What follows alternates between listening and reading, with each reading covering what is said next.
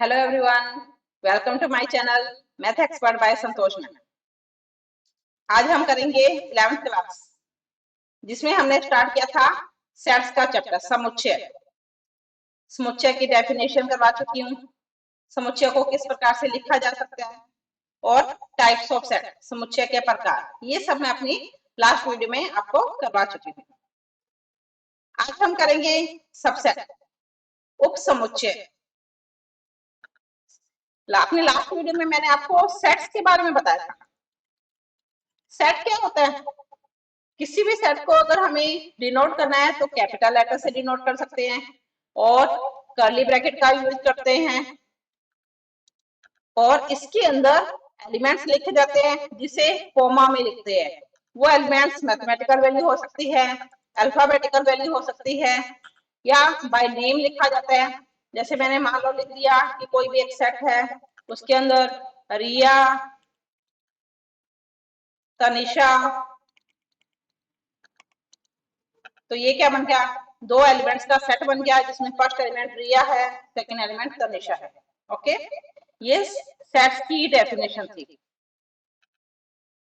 अब हमारा टॉपिक है सबसेट, उप समुच्चय।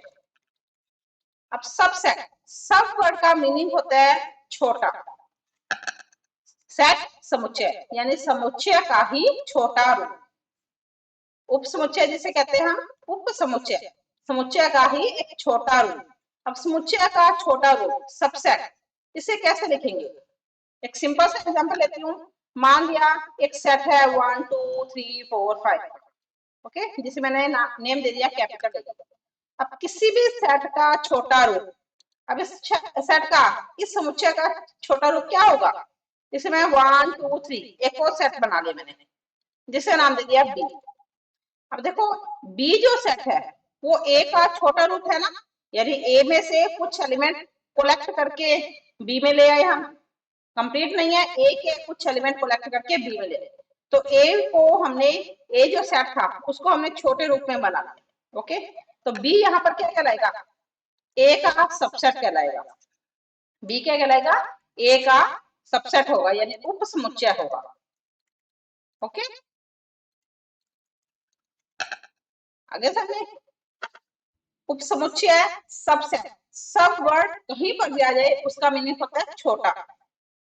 सबसेट, सेट का छोटा रूप, यानी कि अगर किसी सेट में से कुछ एलिमेंट्स को कलेक्ट करके हम अलग से एक नया सेट बनाएं, तो जो नया सेट बनेगा वो सेट पहले वाले सेट का सबसेट कहलाता है, यानी उप समुच्चय कहलाता है।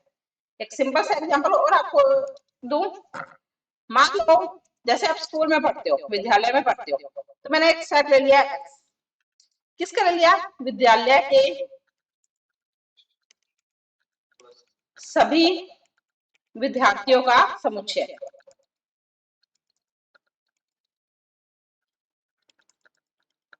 यानी कि अगर आपके स्कूल में 500 स्टूडेंट है तो 500 के 500 का एक सेट बना लिया, जिसे नाम दे दिया एक्स। दूसरा सेट लिया है वाई,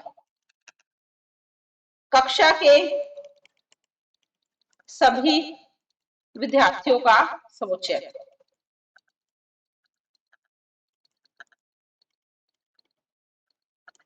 यहाँ पर मैं वर्ड लिखी हूँ आपकी कक्षा की, क्योंकि कक्षा के बारे में हमें तो होना चाहिए, वो चाहे वो 7th क्लास लिख दो, चाहे 6th क्लास लिखो, कोई भी एक क्लास का नेम शो करके कक्षा के सभी विद्यार्थियों का समुच्चय। अब दोनों में क्या चेंज है कि एक्स में तो कंप्लीट स्कूल में जितने भी स्टूडेंट है सारे के सारे आ जाएंगे, वाई में सिर्फ एक पर्टिकुलर क्लास के स्टूडेंट आएंगे, एक फिक्स क्लास के, चाहे वो आपकी क्लास है, चाहे 6th क्लास है, चाहे 4th क्लास है, किसी भी एक क्लास के स्टूडेंट। तो यहाँ पर y जो सेट ली है उसमें क्या किया हुआ है कि x के जो एलिमेंट थे, x के जो स्टूडेंट थे, उन स्टूडेंट्स में से कुछ स्टूडेंट को कलेक्ट करके y सेट में ले आए। ओके, तो y सेट छोटा हुआ, x सेट बड़ा हुआ, लेकिन y में जो छोटा रूप हम बना रहे उसमें, यानी कि y में x के सारे एलिमेंट है, एक्स्ट्रा अलग से कोई भी एलिमेंट नहीं दिया हुआ, तो यहाँ पर y क्या कहलाएगा? y x का उप समुच्चय होगा।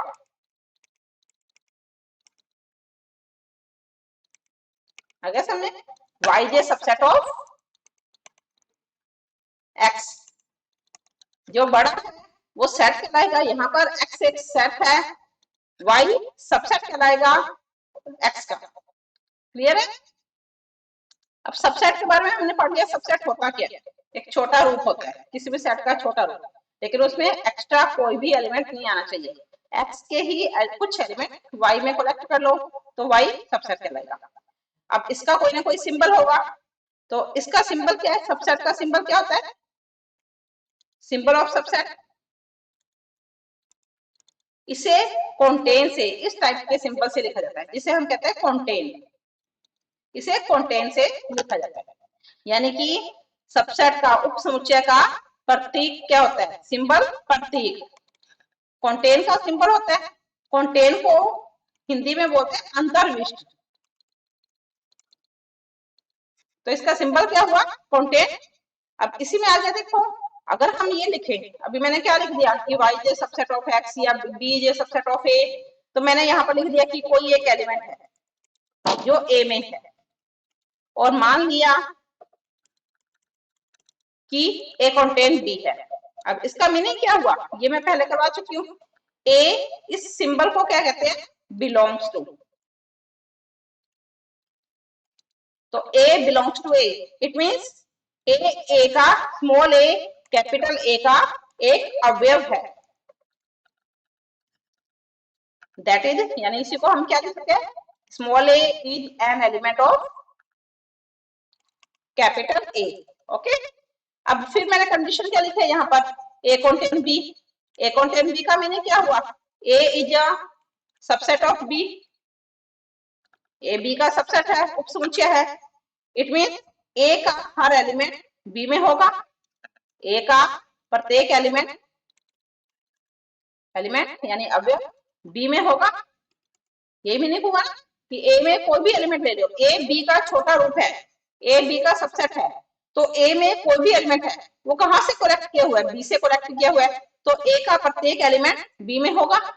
अगर स्मॉल a कैपिटल A का एलिमेंट है, अवयव है, A B का सबसेट है, तो हम क्या लिख सकते हैं, स्मॉल a B का भी एलिमेंट होगा, क्योंकि A B का सबसेट है, तो कोई भी एलिमेंट अगर A में है तो वो एलिमेंट B में लिखा जाएगा, या वो एलिमेंट B में होगा। ओके, अब मान लो कि कंडीशन ले ली हमने कि A does not contain B। अभी हमने क्या लिखा था, कंटेन के बारे में लिखा था, कंटेन का मीन्स क्या बताया था, अंतर्विष्ट, अंतर्विष्ट। A कंटेन B यानी A B का सबसेट है। अगर मैंने कंटेन के बीच में इस टाइप से सिंबल लगा दिया, इट मीन्स नॉट कंटेन, तो इसका मीनिंग क्या हुआ, A does not contain B, यानी कि A B का उपसमुच्चय नहीं होगा।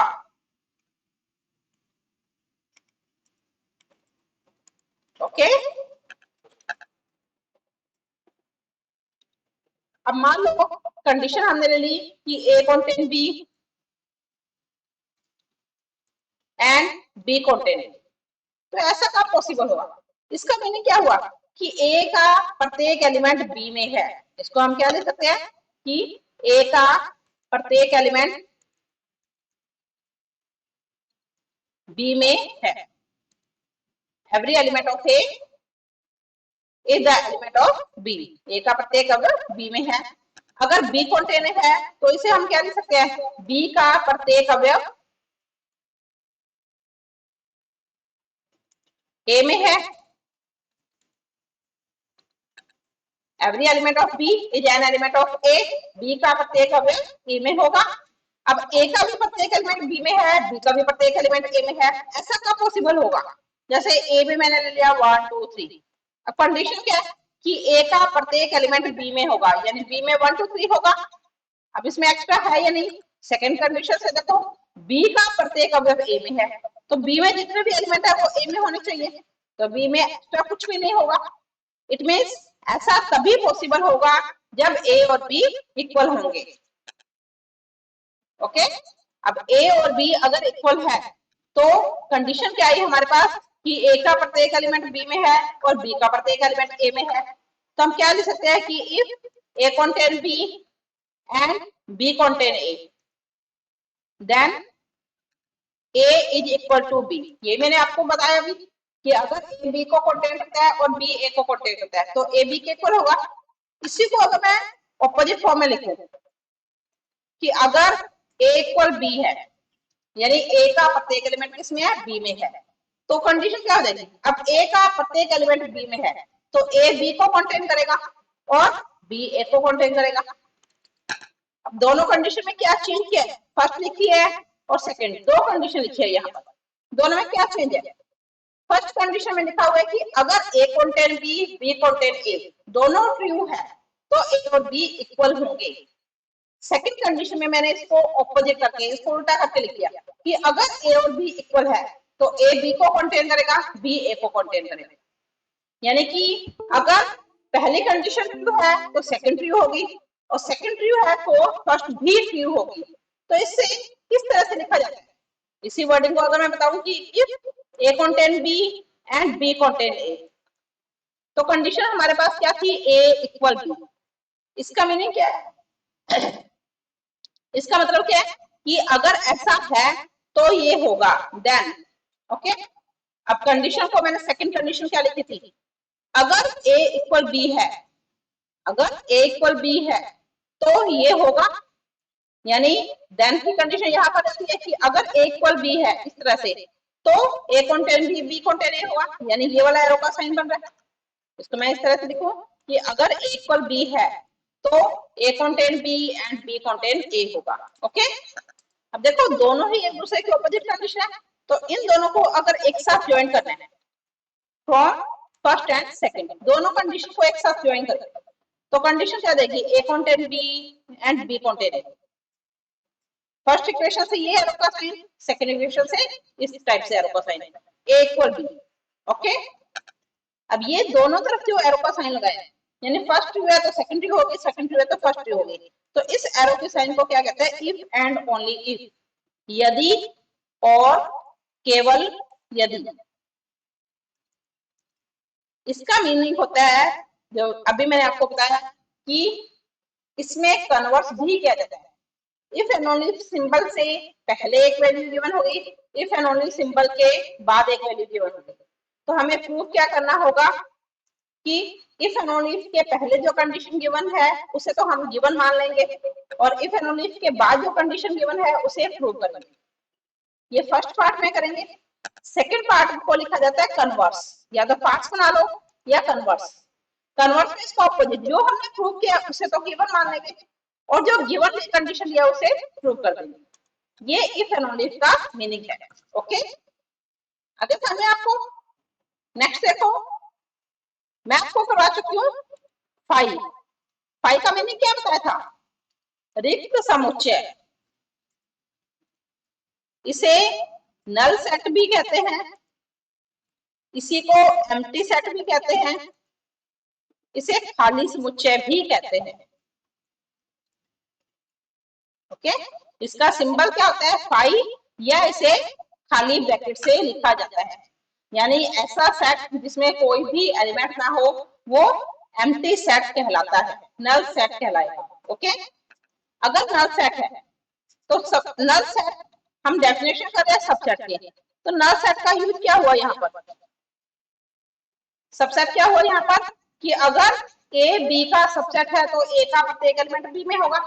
अब यहाँ पर खाली सेट है, खाली सेट का मीन्स कोई भी एलिमेंट नहीं होना और कोई भी एक सेट नहीं है जिसमें एलिमेंट है 1 2 3। ओके, तो फाइव कंटेन करेगा 1 2 3 को, क्योंकि कंडीशन क्या होती है कि इस सेट का छोटा रूट, इस सेट का छोटा रूट, ये खाली सेट भी है, खाली भी एक सेट है तो इसका एक छोटा रूट 1 2 3, हमने कोई भी एलिमेंट नहीं देखा तो ओनली खाली, तो ये कंटेन करेगा, करेगा ना कंटेन। तो फाइव क्या हुआ, इसे हम फाइव लिख सकते हैं। तो फाइव क्या हुआ यहाँ पर, फाइव कंटेन, मान लो इस सेट को हमने नाम दिया ए, तो five contain a, it means five is a की जगह हमारे पास कोई भी सेट हो सकता है। यानी अगर कोई भी सेट है उसमें कोई भी उसमें नंबर ऑफ एलिमेंट्स होंगे और उसके लिए अगर हम सबसेट बनाएंगे तो खाली सेट हर सेट के लिए पॉसिबल होगा। तो phi is a subset of all sets, यानी फाई प्रत्येक समुच्चय का उप समुच्चय होगा। ओके, फाई प्रत्येक सेट का सबसेट होगा। अगर कोई भी सेट है उसका सबसेट बताना है तो सबसे पहला सबसेट बताया जाता है फाई एम्प्टी। ओके, जिसमें हमने सेट ले लिया, एक तो एक्स ले लिया, दूसरा वाई। एक्स में मैं एलिमेंट ले रही हूँ यहाँ पर ए ई आई ओ यू, और वाई में हमने एलिमेंट क्या ले लिए, A B C D. Okay, अब यहाँ देखो एक्स में एलिमेंट है A E I O U और वाई में एलिमेंट है A B C D. X का हर एलिमेंट वाई में है या नहीं है, नहीं है ना। ए ई आई ओ यू ये सारे के सारे एलिमेंट इसमें नहीं है, इसमें ओनली ए है। इसी तरह वाई का हर एलिमेंट एक्स में नहीं है ना, यानी एक्स वाई का सबसेट नहीं होगा और वाई एक्स का सबसेट नहीं होगा। X is not a subset of Y and Y is not a subset of X. न तो एक्स वाई का सबसेट है और न ही वाई एक्स का सबसेट है। दैट मीन्स हम क्या लिख सकते हैं, X does not contain Y and Y does not contain X. X Y को कंटेन नहीं करता और वाई एक्स को कंटेन नहीं करता। ओके, इक्वलिटी तो हमें यहाँ पर दिख रही है कि एक्स और वाई इक्वल नहीं है, लेकिन इक्वलिटी में ये पॉसिबल तो है कि कोई एक दूसरे को कंटेन कर सकता है कि अगर इक्वल नहीं है तो हो सकता है एक्स वाई का सबसेट हो सकता है वाई। लेकिन यहाँ पर जो कंडीशन आ रही है उसमें न तो एक्स वाई का सबसेट है और न ही वाई एक्स का सबसेट है। ओके, इसी में आगे देखो, फिर से मैं उपसमुच्चय को रिपीट कर रही हूँ थोड़ा सा। अभी उपसमुच्चय के बारे में हमने क्या पढ़ा कि ए कंटेन बी, ये वर्डिंग किया ए कंटेन बी। इसमें उपसमुच्चय की सारी डेफिनेशन आती है कि ए बी का सबसेट है, इट मींस ए का हर एलिमेंट बी में होगा। ओके, अब ए का हर एलिमेंट बी में है तो हमने क्या लिखा था, ए बी का उपसमुच्चय है। A is a subset of B, ये हम कर चुके हैं। लेकिन अब ए तो बी का सबसेट हो गया, बी को क्या बोलेंगे कि बी ए का क्या कहलाता है। तो यहाँ पर कंडीशन क्या होगी, B is a superset of A. B A का सुपरसेट कहलाएगा, बी ए का सुपरसेट।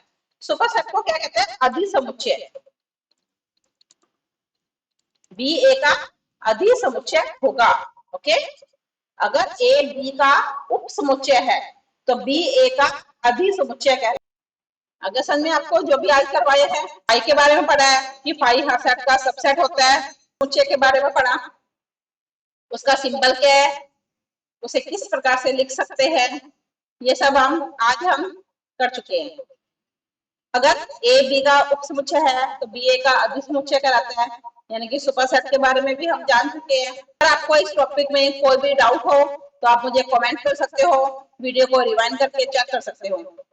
और अगर आपको मेरी वीडियो अच्छी लगी तो आप इसे लाइक करें, शेयर करें, सब्सक्राइब करें। धन्यवाद, मिलते हैं नेक्स्ट वीडियो में।